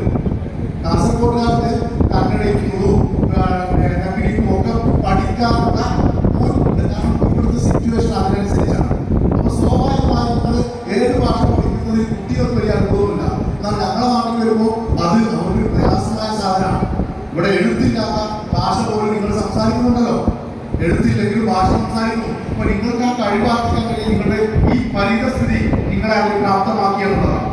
സമാനമായി ഒരു പരിതസ്ഥിതി നമ്മുടെ സ്കൂളുകളിൽ, നമ്മുടെ ക്യാമ്പസിൽ വന്നു കഴിഞ്ഞാൽ ഇൻഷാ അല്ലാഹ് നമ്മുടെ കുട്ടികൾ എല്ലാ നിലക്കും ഇതുപോലെയുള്ള കഴിവുകൾ അവർക്ക് ആർജിക്കാൻ കഴിയും. പിന്നീട് 20% ഈ മക്കൾക്ക് കോച്ചിങ് നടത്തിക്കൊണ്ടാണ് നമ്മൾ ഇൻഷാ അല്ലാഹ് പരിപാടി നടത്തുക. 24 ദിവസമാണ് ഒരു മാസത്തിൽ ക്ലാസ് ഉണ്ടായിരിക്കുക. അത് തന്നെ 210 വർക്കിംഗ് ഡേ കൃത്യമായി ഒരു വർഷം ഇവർക്ക് ലഭിക്കുന്ന രീതിയിലാണ് ഇത് തയ്യാറാക്കുന്നത്. ഇത് കൃത്യമായി നിർവചിച്ചിട്ടുണ്ട്. ഞാൻ അങ്ങനെ പറയുകയാണെങ്കിൽ ഒരു 730 ഹവർ മതപഠനം, 1575 ഹവർ ഭൗതിക പഠനം, എക്സാമിന് 700 ഹവർ, അതുപോലെ തന്നെ 1200 ഹവർ മതപഠനം, 525 ഹവർ നീറ്റ്, ജെഇ, ഫൗണ്ടേഷൻ. ഇങ്ങനെ കൃത്യമായി ഓരോ കുട്ടികൾക്ക് എന്ത് കൊടുക്കണമെന്ന് കൃത്യമായി കരിക്കുലത്തിൽ ഫ്രെയിം ചെയ്ത് ഉൾപ്പെടുത്തിയിട്ടുള്ള ഒരു സംവിധാനമായിട്ടാണ് ഇൻഷാ അല്ലാഹ് സമസ്തയുടെ ഈ നാഷണൽ എഡ്യൂക്കേഷൻ പദ്ധതി മുന്നോട്ട് വരുന്നത്. അവിടെ അക്കാഡമിക്കലായി ഹൈസ്കൂൾ വിഭാഗത്തിൽ അക്കാഡമിക്കലായി 50% പഠിക്കുമ്പോൾ ആ കുട്ടികളെ പ്രാക്ടിക്കലായി 25% ഈ പഠിപ്പിച്ച കാര്യങ്ങളുടെ പ്രാക്ടിക്കൽ വശത്തിന് വേണ്ടിയാണ്. 25% അതോടൊപ്പം അവരുടെ ആക്ടിവിറ്റീസാണ്. എന്ന് പറഞ്ഞാൽ അവർ പഠിച്ച കാര്യങ്ങളെ അവരുടെ ബുക്ക് റീഡിങ് അതൊരു ആക്ടിവിറ്റീസ് ആയിട്ട് കൊടുക്കുന്നു. അതുപോലെ തന്നെ എഴുതി കൊണ്ടുവരാൻ വിവിധ രീതിയിലുള്ള ഒരു ഡോക്യുമെന്ററി അതിന്റെ പ്രദർശിപ്പിച്ചത് കണ്ടിരിക്കണം. ആർട്സ് ആയിട്ടുള്ള കാര്യങ്ങൾ അവർ ചെയ്തിരിക്കണം. ഇങ്ങനെയുള്ള കൃത്യമായി നിർവചിക്കപ്പെടുന്ന രീതിയിലാണ് പോകുന്നത്. ഇനി ഹയർ സെക്കൻഡറി വിഭാഗത്തിലേക്ക് എത്തിയാൽ 3 വർഷത്തെ കോഴ്സ് കഴിഞ്ഞ് SSLC പാസ്സാകുന്ന കുട്ടി ഹയർ സെക്കൻഡറി വിദ്യാഭ്യാസം നേടാൻ വേണ്ടി നമ്മുടെ സംവിധാനത്തിൽ വരുമ്പോൾ അവർക്ക് ആവശ്യമാകുന്ന ഫീൽഡ് ഇപ്പോൾ മതപരമായ രംഗത്താണെങ്കിൽ ഇപ്പോൾ തൊട്ടാറപ്പ്, ശുദ്ധീകരണം, നിസ്കാരം തുടങ്ങിയ കാര്യങ്ങൾ പ്രാക്ടിക്കലി അവർക്ക് മനസ്സിലാക്കാൻ കഴിയുന്ന രീതിയിൽ, അതുപോലെ തന്നെ ഒരു ഹറാം എന്ന് പറയുന്ന കാര്യം എന്താണ്, അതെങ്ങനെ ജീവിതത്തിൽ പ്രാവർത്തികമാക്കാം, അതോടൊപ്പം തന്നെ ഹത്താദ് പോലെയുള്ള നിസ്കാരത്തിന്റെ കാര്യങ്ങൾ ഇതൊക്കെ പ്രാക്ടിക്കൽ ചെയ്യാൻ പഠിപ്പിക്കുക. ഇതൊക്കെ ഇതിന്റെ ഭാഗം. ഞാൻ ലൈഫിനെ കുറിച്ചാണ് പറയുന്നത്. ലൈഫിലെ കുട്ടികൾ എന്ന് പറഞ്ഞാൽ ഞാൻ പറഞ്ഞു, ഇവിടെ നമ്മളൊക്കെ സൂചിപ്പിച്ചു, മതം പഠിക്കാൻ വരുന്നവരല്ല, ഒരു ആലിമാകാൻ വരുന്നവരല്ല, മറിച്ച് പ്രൊഫഷണലുകളാകാൻ വരുന്നവരാണ്. അതിന്റെ കൂടെ അവർക്ക് മതപഠനം പ്രാക്ടിക്കൽ അവർ കൊടുക്കുന്നു എന്നുള്ളതാണ്. ഇപ്പൊ കഴിഞ്ഞ റമദാന്റെ സമയത്ത് നിലവിൽ ലൈഫ് നടക്കുന്ന ആൺകുട്ടികളുടെ ലൈഫ് നടക്കുന്ന ഗ്രേസ് വാർഡ് എന്ന് പറയുന്ന സ്ഥാപനത്തിൽ അവിടുത്തെ നോമ്പ് തുറയുടെ സമയത്ത് അവിടുത്തെ പ്രസിഡന്റായ നമ്മൾ പറയുണ്ടായി, കഴിഞ്ഞ വെള്ളിയാഴ്ച ഇവിടെ ചുമ്മാന്റെ സമയത്ത് പിന്നെ ഇവിടുത്തെ ഉസ്താദ്, അതായത് പിന്നെ ഉസ്താദ് ഉണ്ടായിരുന്നില്ല. അപ്പോൾ ഈ ലൈഫിൽ പഠിക്കുന്ന ഒരു കുട്ടിയാണ് അവിടെ മാസ്റ്റർ വിളിച്ചത് എന്ന് പറഞ്ഞാൽ പഠിക്കുന്നത്, കുട്ടി പഠിക്കുന്നത് +2 പഠിക്കണം. അതോടൊപ്പം തന്നെ ഇത്തരത്തിലൊരു നോളജ് ഉണ്ടായതുകൊണ്ട് ആ കുട്ടി നേരെ കൂടെ ഞാൻ ഹബീബിനെ ക്ഷണിക്കുന്ന മാഷറെ വിളി ഞാൻ നിർവഹിക്കാമെന്ന് പറയുകയും അത് പ്രാക്ടിക്കലായിട്ട് നടക്കുകയും ചെയ്യും. അപ്പൊ ആ സ്ഥാപനത്തിന്റെ ഭാരമായിട്ട് വലിയ സന്തോഷത്തിലാണ്. അവർ തുടങ്ങുമ്പോൾ ആശങ്കയായിരുന്നു ഇതെവിടെ എത്തുക. പക്ഷേ ഇന്ന് അവര് ഒന്നും രണ്ടും വേഗത്തിൽ നടത്തിക്കൊള്ളാം. നിലവിലുള്ള ഭൗതിക മതപരമാണെങ്കിൽ അതിന്റെ ഒരു കാര്യത്തിലുള്ള വിഭാഗത്തിനാണെങ്കിൽ അതുകൂടെ അവർ നടത്താറുള്ളത് പറഞ്ഞു.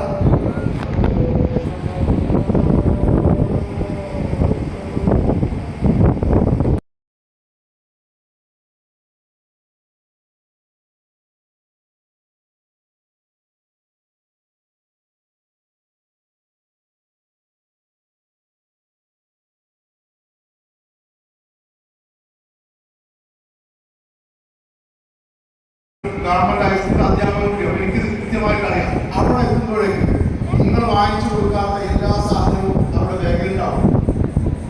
എല്ലാ കോസ്മെറ്റിക്കുകളും അവരുടെ ബാഗിലുണ്ട്. അവർ കൃത്യമായി അതെല്ലാം ഉപയോഗിക്കുന്നവരാണ്. ഞാൻ പലപ്പോഴും തമാശക്ക് ഈ കുട്ടികൾ ക്ലാസ് എടുക്കുന്ന സമയത്ത് ഞാൻ ചോദിക്കാറുണ്ട്, ഈ പെൺകുട്ടികൾ ഉച്ചഭക്ഷണം പലപ്പോഴും കഴിക്കാറില്ലല്ലോ ആ സ്കൂളിൽ, എന്തുകൊണ്ടാണ്? അപ്പോ പെൺകുട്ടികൾ നമ്മൾ പറയില്ല, സ്വാഭാവികമാണ്. കാരണം ഇതൊരു ഹരമായ മാർഗം. ഇത് ഇന്നത്തെ സമൂഹത്തിൽ നേരത്തെ നമ്മൾ കണ്ടിട്ടുണ്ടാകുമെങ്കിലും കേരളത്തിൽ അത് വ്യാപകമായിട്ട് നമ്മളൊരു കാലത്ത് നമ്മളെ കുറിച്ച് പറഞ്ഞിരുന്നത്, കാസർഗോഡുകാരെ കുറിച്ച് നമ്മൾ ആ കാലത്ത് പഴയ കാലത്ത് ഞങ്ങൾ പറഞ്ഞിരുന്നത് അവിടുത്തെ പിന്നെ പർദ്ദയൊക്കെ വ്യാപകമാക്കുന്നതിന് മുമ്പേ ഏറ്റവും കൂടുതൽ പർദ്ദ ധരിച്ചിരുന്ന നാടാണ് കാസർഗോഡ് എന്ന് പറയുന്നത്. അതോടൊപ്പം ഏറ്റവും കൂടുതൽ ആഡംബരം ഉപയോഗിക്കുന്നവരാണ്. അത് വേറെ എങ്കിൽ കൂടി അങ്ങനെ ജീവിച്ചു പോരുന്ന നമ്മുടെ മക്കളൊക്കെ ഇപ്പോൾ ഇതില്ലെങ്കിൽ അവരുടെ ബാഗ് ചോദിച്ചാൽ ഒരു കണ്ണാടിയും ഒരു ഈ പറഞ്ഞ കുറെ സാധനങ്ങളും ഇല്ലാത്ത കുട്ടികളില്ല. അവർ സ്കൂളൊക്കെ ആദ്യം ചെയ്യുന്നത് ഏതാണ് സ്കൂളൊരു മൂല അവരുടെ ക്ലാസ്സിലെ വാതില് ചാരി വെച്ച് അതിനകത്തുണ്ടാകുന്ന 2-3 ആൾക്കാർക്ക് അവരുടെ പരിപാടികളാണ് അവിടുന്ന് റെഡിയാകുക. എന്തിനാണ്? അവർ സ്ഥിരമായി കാണുന്ന ആളുകൾ തന്നെയാണ്. പക്ഷെ അങ്ങനെയാണ് ഇന്ന് സമൂഹം അങ്ങനെയൊക്കെ മാറി. ഇങ്ങനെയൊക്കെ ജീവിക്കണം എന്ന് തോന്നുക. ഇതൊക്കെ ഉണ്ടാക്കുന്ന സോഷ്യൽ മീഡിയയും അതുപോലെ തന്നെ BBS പോലെയുള്ള സാധനങ്ങളൊക്കെയാണ്. ഇതൊക്കെ വസ്തുതയാണ്. പക്ഷെ അതൊക്കെ നമ്മൾ കണ്ടറിഞ്ഞ് ഈ ഇവർ ഉപയോഗിക്കുന്ന ഒരു സാധനത്തിന്റെ ഒരു വീഡിയോ നിങ്ങൾ ശ്രദ്ധിച്ചിട്ടുണ്ടാവും.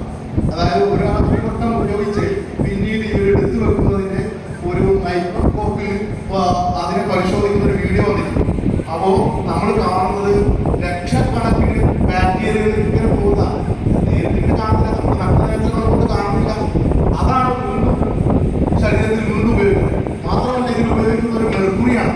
ഈ മെർക്കുറിയുടെ പ്രത്യേകത വളരെ ചെറിയ അംശം പോലും കരളും അതുപോലെ തന്നെ കിഡ്നിയും അടിച്ചു പോകാൻ കാരണമാണ്. ഈ സാധനം ശരീരത്തിൽ വായിൽ തേച്ചുകൊണ്ടാണ് പലപ്പോഴും നമ്മുടെ പുതിയ കാലത്തെ നമ്മുടെ കുട്ടികളും സ്ത്രീകളും പുറത്തിറങ്ങുന്നത്. അപ്പോൾ ഇവരെ നമ്മളെ ഒരു തർബീയത്ത് എത്രപേർ നമ്മൾ ചെയ്യുമ്പോൾ സമൂഹം നടത്തുന്ന ഒരു രീതിയിലുള്ള മാറ്റങ്ങളുണ്ട്. അതിലേക്ക് അറിയാതെ ആകർഷിക്കും. അവിടെ നമ്മുടെ മക്കളെ ഈ രീതിയിലുള്ള ദീനിയായ തർബിയത്ത് നടത്തി മാത്രമേ ഇത്തരം കാര്യങ്ങളിൽ നിന്ന് അവർക്ക് ബോധം നൽകാൻ നമുക്ക് കഴിയുള്ളൂ. ഈ ഒരു കാര്യം കൂടെ പറയാം. അതോടൊപ്പം സിവിൽ സർവീസിൽ താല്പര്യമുള്ള മക്കളുണ്ടാകും. അവർക്ക് കൃത്യമായി 8ാം ക്ലാസ് മുതൽ തന്നെ അതിന് അനുയോജ്യമാകുന്ന ക്ലാസ്സുകൾ നമ്മൾ കൊടുക്കണം. കാരണം സിവിൽ സർവീസ് എന്ന് പറയുന്നത് പെട്ടെന്ന് ഡിഗ്രി കഴിഞ്ഞിട്ട് തുടങ്ങിയാൽ കിട്ടുന്ന ഒരു സംഭവമല്ല. കൃത്യമായി നല്ല ഇന്റലിജൻസ് ഉള്ള അത് കപ്പാസിറ്റി ഉള്ളവർക്ക് മാത്രം ലഭിച്ചു പോരുന്നതാണ്. ഇവിടെ നമ്മൾ സൂചിപ്പിച്ചത് അത് നമുക്ക് കിട്ടണമെങ്കിൽ ഈ പല മക്കളും 8ാം ക്ലാസ് മുതൽ തന്നെ കൃത്യമായി പത്രവായന നടക്കണം. അതുപോലെ തന്നെ ഈ പത്രത്തിലെ പ്രധാന കാര്യങ്ങളൊക്കെ കൃത്യമായി നോട്ട് ചെയ്തുകൊണ്ട് ഫൗണ്ടേഷനായി അവരെ പഠിപ്പിച്ച് ശീലിച്ച് നിരവധി മോക്ക് ടെസ്റ്റുകളിലൂടെ ഇനി ഏറ്റവും മിനിമം നമ്മൾ മനസ്സിലാക്കേണ്ടത് ഒരാൾ സിവിൽ സർവീസിന് വേണ്ടി പ്രിപ്പയർ ചെയ്താൽ യാതൊരു സംശയമില്ല അദ്ദേഹത്തിന് കേരള PSCയെങ്കിലും മിനിമം ലഭിക്കും. കാരണം അത്രയും കൃത്യമായ ഒരു പഠനം നടത്തിയിട്ടുണ്ടെങ്കിൽ സ്വാഭാവികമായും അത് കിട്ടുമെന്ന കാര്യത്തിൽ സംശയമില്ല. അപ്പൊ ആ രീതിയിൽ നമ്മുടെ കുട്ടികളെ പഠിപ്പിക്കാനുള്ള ഒരു ശ്രമം ഉണ്ടാകണം. ഈ കരിയറിന്റെ ഗേറ്റ് പോലെയുള്ള, അതുപോലെ തന്നെ കാറ്റ്, ക്ലാറ്റ് തുടങ്ങിയ വിശദീകരിക്കേണ്ട കാര്യമില്ല. CA തുടങ്ങിയ കാര്യങ്ങളിലേക്കുള്ള ഫൗണ്ടേഷൻ കൊടുത്തുകൊണ്ട് ഇതിൽ ഏതാണ് അവരുടെ താല്പര്യം അവിടെ അവരെ എത്തിക്കുക എന്നുള്ളതാണ് നമ്മുടെ ഈ പ്രൊജക്ടിന്റെ ഭാഗമായി ലക്ഷ്യം വെക്കുന്നത്. ഇനി ഞാൻ അവസാനിപ്പിക്കുകയാണ്. നമ്മൾ ആലോചിക്കേണ്ടത് ഈ കുട്ടികളെ നല്ല മതബോധമുള്ള പ്രൊഫഷണലുകൾ നമ്മുടെ നാട്ടിൽ നിന്ന് വളർന്നു വരണം. അവർ മതത്തെക്കുറിച്ച് കൃത്യമായ ധാരണയുള്ള ആളുകളായിരിക്കണം. ഏറ്റവും കൂടുതൽ ഒരു നഗ്നമായ സത്യം നമ്മുടെ മുമ്പിലിരിക്കുന്ന ഒരു സത്യത്തെ പോലും പച്ചയായി ഇത് ഇരുട്ടാണ്, ഇപ്പോൾ ഇവിടെ ഇരുട്ടാണെന്ന് പറയുകയും അത് പറഞ്ഞ് സ്ഥാപിക്കാൻ ശ്രമിക്കുകയും ചെയ്യുന്ന ഒരു കാലത്താണ് നമ്മൾ ജീവിക്കുന്നത്. നിങ്ങൾ ആലോചിച്ച് നോക്കൂ, ജീവിതത്തിൽ മലപ്പുറം ജില്ല എന്ന് പറയുന്ന ജില്ലയിൽ ജീവിച്ച ഒരാൾ പോലും അവിടുത്തെ അസഹിഷ്ണുതയെ കുറിച്ച് പറയില്ല. പക്ഷേ അവിടെ എപ്പോഴെങ്കിലും അതിലൂടെ വാഹനത്തിൽ പോകുന്ന ഒരുത്തന്നെ എഴുന്നേറ്റ് നിന്ന് ഇവിടെ ശ്വസിക്കാൻ പോലും പ്രയാസമാണെന്ന് പറയുകയും അത് വിശ്വസിക്കുകയും ചെയ്യുന്ന ഒരാളുകളായി കേരളം പോലും മാറുമ്പോൾ ഇവിടെ ആ രീതിയിലുള്ള കാര്യങ്ങൾ സംഭവിക്കുമ്പോൾ നമ്മളിൽ നിന്ന് കൃത്യമായി മതബോധമുള്ള പ്രൊഫഷണലുകളുടെ ആവശ്യകത നമ്മൾ അറിയണം. ഇല്ല എങ്കിൽ നമുക്ക് വരാൻ പോകുന്ന ഇപ്പോൾ വഖഫ് ബില്ല് ഇവിടെ ആക്റ്റായി സംഭവിച്ചു. ഈ നിയമം വന്നപ്പോൾ നമ്മൾ ആലോചിക്കുന്നത് എത്രയോ മഹല്ലുകളുടെ ജമാഅത്തിന്റെ കീഴിലൊക്കെ ഉള്ള ഒരുപാട് സ്വത്തുക്കൾ അന്യാധീനപ്പെട്ടു പോകാനുള്ള സാധ്യതയുണ്ട്. ആ സാധ്യതയെ മുന്നിൽ കണ്ടുകൊണ്ടാണ് അവിടെ വഖഫിന്റെ തസ്തികകളിൽ പോലും മറ്റു മതസ്ഥരെ പോലും നിയമിക്കാമെന്ന് പോലുള്ള നിയമങ്ങൾ കൊണ്ടുവരുന്നത്. ഇങ്ങനെ നമ്മൾ വിചാരിക്കാത്ത രീതിയിൽ നമ്മെ അറ്റാക്ക് ചെയ്യുമ്പോഴും ഇവിടെ സത്യസന്ധമായി നീതിയോടുകൂടെ നമ്മളെ എക്സ്ട്രാ ആയി നമുക്കൊന്നും നൽകണമെന്നല്ലോ പറയുന്നത്, നീതിയോടുകൂടെ ഈ സംവിധാനം നിർവഹിക്കണമെങ്കിൽ നല്ല കഴിവുള്ള, അതോടൊപ്പം തന്നെ നീതി ബോധമുള്ള, നല്ല സർവീസിലുള്ള നല്ല മനുഷ്യർ, നല്ല ആളുകൾ വരേണ്ടതുണ്ട്. അവർക്ക് നീതിബോധമുള്ള ആളുകൾ വരേണ്ടതുണ്ട്. എങ്കിൽ മാത്രമാണ് നമുക്കിവിടെ ശരിക്കും നമ്മുടെ നിലനിൽപ്പ് പോലും ചോദ്യം ചെയ്യപ്പെടുന്ന ഒരു പുതിയ കാലത്ത് കഴിഞ്ഞ 2-3 തവണകൾ നടന്ന സിവിൽ സർവീസിന്റെ റിസൾട്ട് വന്നപ്പോൾ കഴിഞ്ഞ പ്രാവശ്യം 1652 പേർക്ക് സിവിൽ സർവീസ് നേടിയപ്പോൾ അതിൽ 1000 നേടിയത് ഒരൊറ്റ സ്ഥാപനത്തിൽ നിന്ന്, ഡൽഹിയിലെ ഒരൊറ്റ സ്ഥാപനത്തിൽ പഠിച്ച ആളുകളാണ്. ഒറ്റ സ്ഥാപനത്തിൽ നിന്നുള്ള മുൻ വർഷങ്ങൾ എടുത്തു നോക്കുമ്പോൾ 50%-ലേറെയാണ് കഴിഞ്ഞ 10 വർഷത്തിനിടയിൽ ആ സ്ഥാപനം മാത്രം സിവിൽ സർവീസ് നേടിപ്പോകുന്നത്. എന്തുകൊണ്ട് സംഭവിക്കുന്നു? ഞാൻ കൃത്യമായി നമുക്ക് അതിനെക്കുറിച്ച് ബോധ്യമുണ്ട്. അത് RSSന് കീഴിൽ പ്രവർത്തിക്കുന്ന ഒരു സ്ഥാപനമാണ്. ഇവിടെയാണ് അവിടെ നിന്ന് പുറത്തിറങ്ങി വരുന്ന ആളുകളിൽ നിന്ന്, അവരുടെ സഹായം പറ്റി വന്ന ആളുകളിൽ നിന്ന് എത്രമേൽ നമ്മൾ നീതി പ്രതീക്ഷിക്കുന്നു. നമ്മൾ ബാബരി മസ്ജിദിന്റെ വിധി കേട്ടപ്പോൾ നമ്മൾ കണ്ടതാണല്ലോ. ആ വിധിയുടെ പ്രഖ്യാപന സമയത്ത് ബാബരിയുടെ ഈ സ്ഥലത്ത് ഇങ്ങനെ ഒരു ഉണ്ടാകാൻ പാടില്ല, അവിടെ എല്ലാം പറഞ്ഞപ്പോൾ നമ്മളിങ്ങനെ പ്രതീക്ഷിക്കുകയാണ് ഇനി അടുത്ത വിധി വരാൻ പോകുന്നത്. ഇതെല്ലാം ക്ലിയറാണ്. നമ്മൾ ഇത്രയും കാലം പറഞ്ഞതൊക്കെ സത്യസന്ധമാണ് എന്ന് തെളിയിക്കപ്പെടുന്നു എന്ന് വിചാരിക്കുമ്പോഴാണ് എങ്ങനെയൊക്കെയാണെങ്കിലും ഇവിടുത്തെ ഒരു സൗഹാർദ്ദം നിലനിർത്താൻ വേണ്ടി ഇത് ഇവർക്കും അപ്പുറത്തെ 2 ഏക്കർ നിങ്ങൾക്കും ഇന്നേ ഇവിടെ അവിടെ അങ്ങനെ ഒരു പള്ളി ഉണ്ടായിട്ടില്ല, അതിൻ്റെ ഒരു ഫൗണ്ടേഷൻ നടന്നിട്ടില്ല എന്നറിയുമ്പോൾ ഇതിന്റെ പിന്നിലുള്ള കൂടെ ശ്രമം നമ്മൾ അറിയണം. ഇവിടെ നമുക്ക് നമ്മുടെ മക്കളെ കൃത്യമായി ഇതൊക്കെ ബോധ്യമുള്ള മക്കളാക്കി മാറ്റണമെങ്കിൽ ഈ രീതിയിലുള്ള പഠനം നമുക്ക് അവർക്ക് നൽകേണ്ടതുണ്ട്. അള്ളാഹു തൗഫീഖ് നൽകട്ടെ എന്ന് പ്രാർത്ഥിച്ചുകൊണ്ട് ദീർഘമായി പോയെങ്കിൽ എന്നോട് ക്ഷമിക്കണമെന്ന് പറഞ്ഞുകൊണ്ട് ഈ മഹാസത്യത്തിന് മുന്നോട്ട് വന്ന ഈ അഹ്ലുൽ ജമാഅത്തിനെ ഉച്ചഘട്ടം പ്രശംസിച്ചുകൊണ്ട് ഇനിയും നമ്മുടെ മുമ്പിലുള്ള ഈ വലിയൊരു അവസരം ഈ നാട്ടിലെയും ഞാൻ അറിഞ്ഞത് 3000-ഓളം കുടുംബങ്ങൾ തന്നെ ഈ നാട്ടിൽ പരിസരത്ത് തന്നെ ഈ ജമാഅത്തിന്റെ ഭാഗമായിട്ടുണ്ടെന്നാണ് ഇവിടുന്ന് സൂചിപ്പിച്ചത്. എങ്കിൽ നമുക്ക് പുറത്തു നിന്ന് വേറൊരു നാട്ടിൽ നിന്ന് ഒരാൾക്ക് പഠിക്കാനുള്ള വരേണ്ട ഒരു ആവശ്യമില്ലാത്ത വിധം ഇവിടെ തന്നെ സമ്പന്നമാണ്. അതുകൊണ്ട് ഈ കാര്യം നമ്മുടെ രക്ഷിതാക്കൾക്കും അതുപോലെ തന്നെ കുട്ടികളിലേക്കും എത്തിക്കുക എന്നുള്ള ഒരു സന്ദേശത്തിന് വേണ്ടിയാണ് അഹ്ലുൽ ജമാഅത്തിന്റെയും ഈ സംവിധാനത്തിന്റെയും കീഴിൽ എല്ലാ പള്ളികളിലുമൊക്കെ കൃത്യമായി എല്ലാവരെയും അറിയിച്ചുകൊണ്ട് ഇവിടെ ക്ഷണിച്ചത്. പക്ഷേ നിർഭാഗ്യവശാൽ കുറഞ്ഞ ആളുകളാണ് എത്തിയത്. പക്ഷെ എത്തിയവർ ഇത് ഷാഹിദായി നിങ്ങളിതൊരു പ്രചരണമായി മറ്റുള്ളവർക്ക് പകർന്നു കൊടുത്തുകൊണ്ട് ഇവിടെ ഇങ്ങനെ സംവിധാനം വരുന്നുണ്ട്, അതിന്റെ ഭാഗമാകണം എന്ന് എല്ലാവരോടും പറഞ്ഞുകൊണ്ട് നിങ്ങളുമൊക്കെ ഇതിന്റെ കൂടെ ഉണ്ടാകണം, ഇതിന്റെ കൂടെ സഹകരിക്കണം എന്ന് ആവശ്യപ്പെട്ടുകൊണ്ടും ഇതൊക്കെ അല്ലാഹു ഒരു കബൂൽ ചെയ്യട്ടെ ആമീൻ എന്ന് പ്രാർത്ഥിച്ചുകൊണ്ട് ഞാൻ അവസാനിപ്പിക്കുന്നു. വാഹിദ് അഹ്മാൻ അൽഹംദുലില്ലാഹി റബ്ബിൽ ആലമീൻ. ഇനി നമ്മുടെ ഇവിടെ പങ്കെടുക്കുന്ന കുട്ടികൾക്ക് ഇതിന്റെ ഭാഗമായിട്ട് ഒരു സ്കോളർഷിപ്പിന്റെ എക്സാം നടക്കുന്നുണ്ട്. ആ കുട്ടികൾ 8ാം ക്ലാസ്സിലേക്ക് ഇവിടെ പങ്കെടുക്കുന്ന കുട്ടികൾ ആ എക്സാം കൂടെ അറ്റൻഡ് ചെയ്തിട്ട് ഇൻഷാ അല്ലാഹ് ഇവിടെ തയ്യാറാക്കിയിട്ടുണ്ട്.